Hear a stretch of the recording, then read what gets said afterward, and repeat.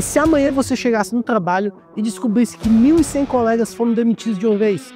E aí no dia seguinte o seu chefe reunisse todo mundo que sobrou e dissesse: a empresa está em crise, eu preciso que vocês voltem para o escritório, assumam mais responsabilidades e me ajudem a virar esse jogo.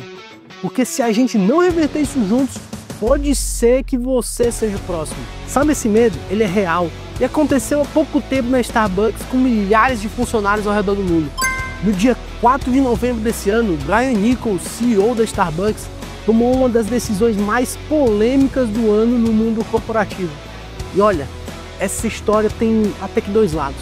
E você precisa conhecer esses dois lados se quiser entender como liderar ou até sobreviver em crises. Antes de continuar, deixa eu te fazer 3 perguntas rápidas. Você confiaria num líder que demite 1.100 pessoas e depois pede a sua ajuda? Você respeitaria a coragem de um CEO que assume publicamente que a empresa está afundando e precisa da sua colaboração para salvar? E se você fosse esse CEO, o que você faria de diferente? Guarda essas perguntas aí na cabeça, porque no final desse vídeo eu vou te mostrar exatamente como responder. Pelo menos vai te dar uma ideia como responder cada uma delas e o que foi que aconteceu na Starbucks. E mais importante, eu vou te dar 3 ferramentas práticas para você aplicar se um dia você estiver nessa posição de CEO ou de chefe, ou na posição de quem foi demitido, ou de quem sobreviveu a essa demissão. Agora vem comigo nessa história que é brutal e os aprendizados realmente são transformadores. Então vamos aos fatos, pessoal.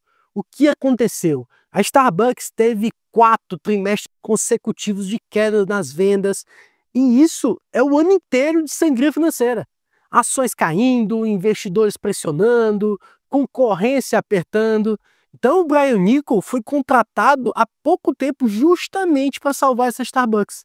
Ele é o cara que virou o jogo na Chipotle, por exemplo. A expectativa então acabou sendo muito grande em cima dele.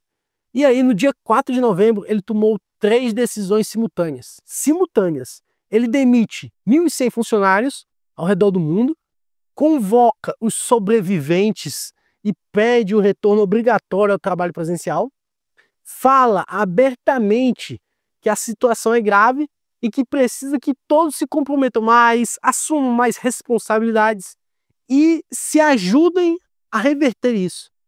Quando essa notícia explodiu, o mundo corporativo se dividiu. Ele se dividiu como? Uns disseram que ele é um líder tóxico, que demite todo mundo e depois cobra comprometimento, que isso é um absurdo. E outros disseram que pelo menos ele foi honesto. Ele assume a crise e pede ajuda. Quando outros CEOs dificilmente vão fazer isso. E sabe qual é a verdade? Os dois lados eles têm razão. Então vamos fazer o seguinte, vamos dissecar essa história pelos 2 ângulos. Porque liderança nunca é preto no branco, não é nada tão simples assim. O primeiro lado vai ser o que ele fez de errado e o que você deve evitar. O primeiro erro dele, principal, foi o timing da comunicação. Afinal de contas, demitir 1.100 pessoas e imediatamente virar para quem sobrou pedindo mais comprometimento é um choque de mensagem ali, cara. Não faz sentido. Por quê? Porque psicologicamente, quando você vê colegas sendo demitidos em massa, seu cérebro entra num modo de sobrevivência. Você não pensa, vou me comprometer mais. O cara vai começar a pensar, será que eu vou ser o próximo? É isso, cara. Ele vai pensar, poxa, eu vou ser o próximo. O problema não foi demitir, que às vezes ele não tem escolha. O problema foi a sequência, o timing que ele não teve. O ideal é dar um espaço de respiro, comunicar as demissões com transparência, dar alguns dias para a equipe processar esse luto e depois fazer a conversa sobre comprometimento e futuro. O segundo erro que ele cometeu foi esse retorno presencial como prova de lealdade. Olha, assim, o trabalho presencial pode fazer sentido para alguns times e contextos, mas quando você força o retorno logo depois de demissões, a mensagem subliminar que fica é que quem não voltar está mostrando que não se importa. E isso acaba gerando ressentimento, não comprometimento. E a verdade é que o ideal seria você explicar o porquê desse presencial. Ah, a gente precisa voltar porque a nossa comunicação está quebrada, porque a inovação depende de brainstorms presenciais, porque os nossos números mostram que perdemos agilidade. A verdade é que essa razão clara é muito maior que uma ordem autoritária. O terceiro erro é a falta de proteção emocional, certo? Quando você demite em massa, quem ficou, quem sobreviveu, ele acaba se sentindo culpado. Ele tem um sentimento de culpa. E também é óbvio que ele vai se sentir sobrecarregado, porque agora ele não vai fazer apenas o seu trabalho, ele vai fazer o dele e de quem saiu. Se você não consegue reconhecer isso, não protege também contra burnout e não dá um suporte emocional, você vai quebrar o time. O ideal nessa situação é um protocolo de cuidado pós-demissão. Sessões de escuta ativa, redistribuição consciente de tarefas, transparência sobre os próximos passos e o reconhecimento desse esforço extra que o pessoal vai ter. O outro lado, que é o que ele fez de certo e o que, na verdade, poucos CEOs fazem.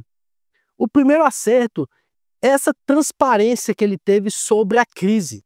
Sabe quantos CEOs, quantos chefes escondem a gravidade da situação até ser tarde demais? A maioria. O Brian Niccol fez o oposto. Ele disse: a Starbucks está em crise, tivemos 4 trimestres de queda, a situação é grave e eu preciso da ajuda de vocês. Cara, isso aí é coragem. Porque admitir publicamente que você não tem todas as respostas e que precisa do time é um ato de vulnerabilidade estratégica. E vulnerabilidade, quando bem usada, cria conexão. O segundo acerto dele foi assumir que precisa da equipe. Ele não disse: vocês falharam, agora arrumem isso. Ele disse diferente: vamos fazer isso juntos. O que na verdade é uma linguagem de parceria, não de punição. Ele reconheceu que ele sozinho não salva a empresa. O time que sobrou é essencial e ele está no barco junto com eles. E olha, num momento de desespero desses, muitos CEOs, chefes, jogam a culpa para baixo. Ele não fez isso. O terceiro acerto dele foi ter convicção clara sobre o diagnóstico. Como assim? Ele identificou que algo no modelo atual não estava funcionando. Será que era o trabalho remoto, a falta de alinhamento, a lentidão na tomada de decisão, a desconexão entre times? Ele acreditou que sim e tomou uma decisão impopular, mas baseada em convicção. Trazer todo mundo de volta ao presencial. Pode estar certo? Pode. Pode estar errado? Também pode. Mas ele tomou decisão e assumiu o risco. E isso é liderança. Às vezes você precisa tomar decisões difíceis sem ter 100% de certeza. E na maioria das vezes você não vai ter 100% de certeza para tomar uma decisão, porque você precisa de agilidade. O quarto acerto dele foi pedir esforço, mas com um propósito claro. Ele não disse: trabalhe mais porque eu quero. Ele disse, na verdade, que trabalhe mais porque a empresa está afundando e precisamos salvar isso juntos. Ele mostrou o propósito, o que é muito maior do que uma ordem. As pessoas, elas se comprometem quando entendem o porquê. E ele deu o porquê. Se não revertermos isso, a empresa não sobrevive. E se a empresa não sobrevive, você também não tem emprego. É duro, mas é honesto. Então, ele é um bom ou mau líder? A resposta é: ele é os dois, mas ele é principalmente líder. Porque um líder em crise extrema, tomando decisões imperfeitas sob pressão brutal, isso é normal. É normal ele agir dessa forma. Ele acertou em ser transparente, assumir a gravidade do problema, pedir ajuda, ter convicção estratégica. E ele errou no timing da comunicação, na falta de espaço emocional para o pessoal pós-demissão, no retorno ao presencial sem um contexto profundo. E sabe o que isso nos ensina? A liderança perfeita não existe. O que existe são líderes que aprendem com erros, líderes que ajustam quando veem que algo não funciona, líderes que ouvem o feedback do time. Isso aí é o ser líder. Você vai tomar decisões certas e vai tomar decisões erradas, imperfeitas. Isso é normal, não tem como evitar. E agora a gente vai ver o que ele vai fazer para ajustar ou vai dobrar essa aposta. Agora deixa eu traduzir isso em 3 lições práticas. A primeira lição: a crise exige transparência e empatia, não só uma delas. Se você precisa tomar decisões dolorosas, primeiro, Seja transparente sobre a gravidade do problema, mas também seja empático no timing e na forma como você vai falar. Os dois são inegociáveis. O Nico acertou na primeira e errou na segunda. A segunda lição: pedir ajuda é força, não é fraqueza. Se você é líder e está em crise, admita isso, cara. Não finja que está tudo sob controle quando não está. Mas quando pedir ajuda, dê recursos, suporte e proteção para quem vai te ajudar. A terceira lição: comprometimento se conquista, não se exige. Você não pode exigir que as pessoas se comprometam mais. Você cria condições para que eles queiram se comprometer. Com propósito claro, reconhecimento genuíno, proteção contra a sobrecarga, confiança recíproca. Uma quarta lição é que as decisões difíceis vão te fazer impopular. E tudo bem, cara, faz parte do ser líder. Se você lidera, às vezes vai precisar tomar decisões que ninguém vai gostar.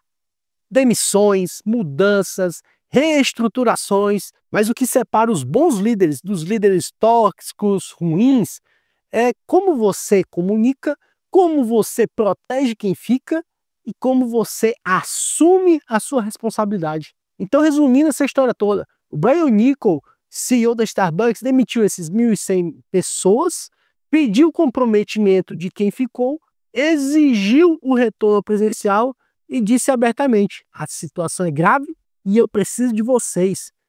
Ele é herói ou vilão? Nenhum dos dois. Ele é um líder humano, tomando decisões sob pressão extrema. Ele acertou em ser honesto e pedir ajuda. Mas ele também errou. Ele errou no time, na falta de proteção ali que deu para quem ficou, certo? E agora, vamos ver se ele aprende e ajusta, ou se ele dobra a aposta e perde o time aí de vez. Agora volta para aquelas 3 perguntas que eu fiz no começo. Você confiaria num líder assim? Você respeitaria a coragem dele? E o que você faria diferente? Comenta aqui embaixo, eu leio todos os comentários e respondo. E se você é líder ou quer ser, deixa eu te perguntar. Se você fosse o CEO da Starbucks, qual seria ali o teu próximo passo? A escolha define o tipo de líder que você é ou que você vai ser.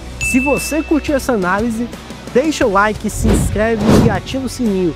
Compartilha com alguém que precisa ouvir isso, porque a liderança não é sobre ser perfeito, é sobre ser humano e aprender, beleza?